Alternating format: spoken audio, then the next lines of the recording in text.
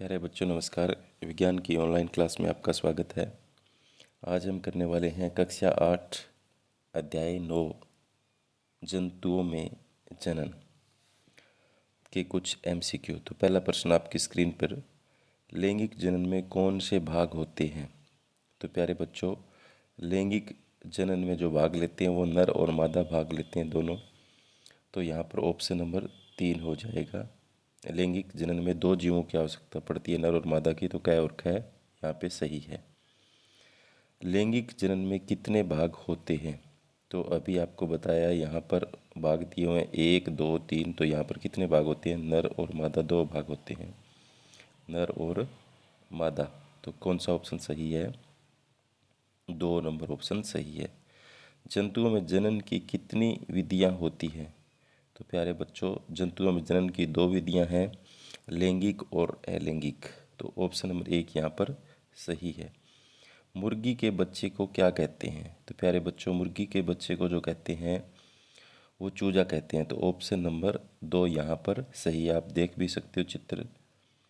आगे है निषेचन, जो मादा के शरीर के अंदर होता है क्या कहलाता है? तो पहले तो मैं आपको बता देता हूँ निषेचन किसे कहते हैं। नर और मादा युग्मक का मिलन क्या कहलाता है? निषेचन कहलाता है। 2 प्रकार का होता है, आंतरिक। अगर निषेचन मादा के शरीर से बाहर होता है तो उसे बाह्य निषेचन कहते हैं, अगर शरीर के अंदर होता है तो उसे आंतरिक कहते हैं। तो यहाँ पर अंदर वाला पूछा है तो क्या कहेंगे? आंतरिक, जैसे मनुष्य, कुत्ता, बिल्ली में होता है। कोशिका के बाहर सामान्य संघटक किस में पाए जाते हैं? शुक्राणु, अंडाणु, युग्मक, जनन। तो कोशिका के सामान्य संघटक किस में पाए जाते हैं? तो शुक्राणु के अंदर पाए जाते हैं। तो ऑप्शन नंबर 1 यहाँ पर सही है। शुक्राणु कैसा प्रतीत होता है? शुक्राणु प्यारे बच्चों एक एकल कोशिका जैसा प्रतीत होता है। कैसा प्रतीत होता है? एक एकल कोशिका, इसीलिए कोशिका के सारे गुण उसमें पाए जाते हैं। नर तथा मादा का संलयन क्या कहलाता है? नर तथा मादा का संलयन क्या कहलाता है? तो यहाँ पर ऑप्शन के हिसाब से लैंगिक, अलैंगिक जनन कोई भी, तो नर और मादा का मिलन, संलयन किस में होता है? लैंगिक जनन में होता है। तो ऑप्शन नंबर 1 यहाँ पर सही है। वैसे अगर यहाँ पर नर तथा मादा का संलयन क्या कहलाता है तो इसे निषेचन भी कहते हैं, और ये किस में होता है? लैंगिक जनन में होता है। तो ऑप्शन नंबर 1 यहाँ पर ये सही है। वर्षा ऋतु में कौन पोखर तालाब में आ जाते हैं? तो मेंढक, टोड, क और ख दोनों कोई नहीं। तो प्यारे बच्चों, मेंढक और टोड जो होते हैं वो, उनमें बाह्य निषेचन होता है, तो वो अपने अंडे छोड़ते हैं पानी के अंदर, तो इसलिए वो पानी में आ जाते हैं।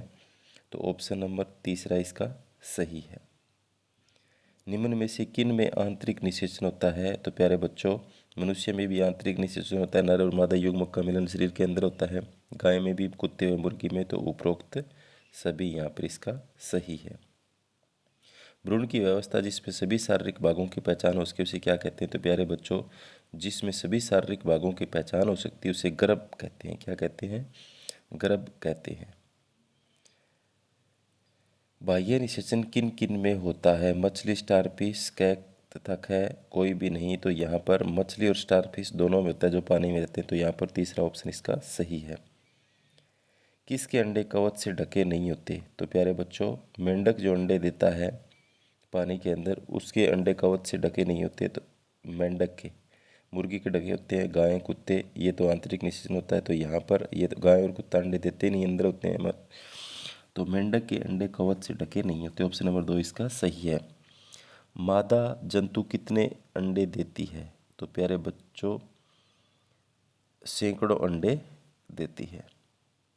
जरायु जंतु कौन से होते हैं? प्यारे बच्चों, जो शिशु को जन्म देते हैं वो जरायुज होते हैं। तो यहाँ पर गाय, कुत्ता, बिल्ली तीनों ही शिशु को जन्म देते हैं। तो उपरोक्त सभी हो जाएगा। कुत्ते का यहाँ पर ये है कि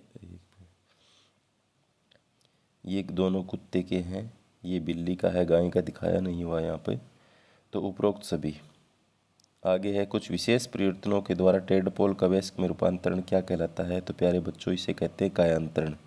और एक बात और बता देता हूँ, कायांतरण तभी होता है जब उस पानी में आयोडीन हो। अगर आयोडीन नहीं होगा तो थायरोक्सिन हार्मोन नहीं बनेगा। थायरोक्सिन हार्मोन नहीं बनेगा तो टेडपोल से वयस्क नहीं बनेगा, ये मेंढक नहीं बन पाएगा। तो इसलिए इस कायांतरण के लिए थायरोक्सिन हार्मोन जरूरी है। उस थायरोक्सिन हार्मोन के उत्प्रेरक कौन है? आयोडीन है। तो ये भी आपको पता होना चाहिए। इस तरह से सबसे पहले मेंढक अंडे देता है, फिर आरंभी टेढ़पोल बनता है, फिर बाद का टेढ़पोल बनता है, फिर वयस्क मेंढक बनता है। तो टेढ़पोल से मेंढक बनने के लिए थायरोक्सिन हार्मोन चाहिए, वो पानी में जब आयोडीन होगा तब बनेगा। और इस प्रक्रिया को क्या कहते हैं? कायांतरण कहते हैं। ठीक है। तो आगे रेशम कीट का जीवन चक्र किस प्रकार का होता है? तो रेशम कीट में का जीवन चक्र जो है, पहले लार्वा बनता है, फिर प्यूपा बनता है, फिर वयस्क बनता है। तो उपरोक्त सभी प्रकार का होता है। आप चित्र में देख सकते हो। अंडपरजक जंतु कौन से होते हैं? जो जंतु अंडे देते हैं, जैसे मेंढक, छिपकली, मुर्गी, तीनों ही अंडे देते हैं। तो मेंढक में खास बात क्या होती है? अंडे कवच से ढके नहीं होते, छिपकली के ढके होते हैं, मुर्गी के ढके होते हैं। उपरोक्त सभी अंडे देते हैं, अंडपरजक है। वे जंतु जो अंडे देते हैं उन्हें क्या कहते हैं? तो प्यारे बच्चों, अभी आपको बताया, उन्हें क्या कहते हैं? अंडपरजक जंतु कहा जाता है। ऑप्शन नंबर 2 इसका सही है। जो जंतु सीधे शिशु को जन्म देते हैं उन्हें क्या कहते हैं? तो अभी पहले मैंने आपको बता दिया था, उन्हें कहते हैं जरायुज। तो आगे देखें, अमीबा कैसा होता है? तो प्यारे बच्चों, अमीबा जो होता है वो एक कोशिकीय होता है। कैसा होता है? एक कोशिकीय होता है। उसका कोई आकार नहीं होता, उसमें केंद्रक होता है, सारा काम उसी कोशिका से करता है। ये एक कोशिकीय है, सारा काम इसी से करता है। इसमें उभरी हुई उंगली समान संरचनाएं होती हैं, इन्हें पादाप कहते हैं। इन्हीं की सहायता से वो चलता है, भोजन ग्रहण करता है। अलैंगिक जनन की अन्य विधि किस में दिखाई देती है? अमीबा, मेंढक, भ्रूण जंतु। तो मेंढक, भ्रूण जंतु, इनमें तो अलैंगिक जनन नहीं होता, अमीबा में होता है। तो ऑप्शन नंबर 1 यहाँ पर सही है। एक ही जनक नए जीव को जन्म देता है उसे क्या कहते हैं? तो जिसमें एक जीव की आवश्यकता होती है उसे अलैंगिक जनन कहते हैं। जैसे अमीबा का यहाँ पर दिखाया, अमीबा का पहले केंद्रक लंबा होना शुरू होता है, फिर 2 भागों में बट जाता है, दोनों के अंदर आ जाते, 2 टुकड़े हो जाते हैं। ये यहाँ पर अमीबा का द्वि विखंडन दिखाया हुआ है, तो अलैंगिक जनन का भाग है। तो ऑप्शन नंबर 2 इसका सही है। अत्यंत छोटे जंतु कौन से? हाइड्रा, सूक्ष्मदर्शीय जंतु का और ख दोनों। तो यहाँ पर हाइड्रा भी है, सूक्ष्मदर्शीय जंतु भी का है और ख दोनों आ जाएगा। ऑप्शन नंबर 3 इसका सही है। शुक्राणु कैसे होते हैं? तो प्यारे बच्चों, शुक्राणु जो होते हैं वो एकल कोशिका जैसे नजर आते हैं और बहुत सूक्ष्म होते हैं। तो ऑप्शन नंबर 3 यहाँ पर इसका सही है। कोशिका के प्रत्येक भाग में क्या होता है? तो प्यारे बच्चों, कोशिका के प्रत्येक भाग में आपको क्या मिलेगा? केंद्रक मिलेगा। अमीबा की कोशिका को कितने भागों में बांटा जा सकता है? तो अभी आपने ऊपर देखा कितने भागों में बांटा जा सकता है? 2 भागों में। एक अमीबा से पहले उसमें जो केंद्रक होता है पहले लंबा होना शुरू हो जाता है, फिर कोशिका बीच से ऐसे पिचक जाती है, केंद्रक आधा इधर आ जाता है, फिर ये 2 भागों में बंट जाता है। तो ऑप्शन नंबर 2 इसका सही है। मनुष्य के बच्चे को क्या कहते हैं? तो प्यारे बच्चों, मनुष्य के बच्चे को कहते हैं शिशु।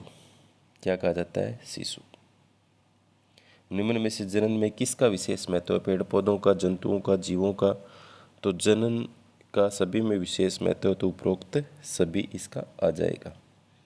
जाति की निरंतरता को बनाए रखने के लिए क्या आवश्यक है? तो प्यारे बच्चों, जो पीढ़ी है उसको बनाए रखने के लिए क्या चाहिए?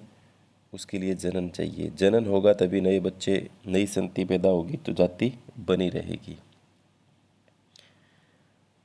तो यहाँ पर प्यारे बच्चों आपको बीज का अंकुरण दिखाया हुआ। बीज से देखो नीचे मूलांकुर निकलता है जिससे जड़ बनती है, ऊपर से प्रांकुर निकलता है जिससे ऊपर के सारे भाग, तना, पत्तियाँ सब बनते हैं।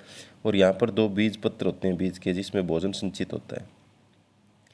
प्रत्येक जीव के लिए क्या आवश्यक है? तो प्यारे बच्चों, प्रत्येक जीव के लिए उत्तरजीविता आवश्यक है।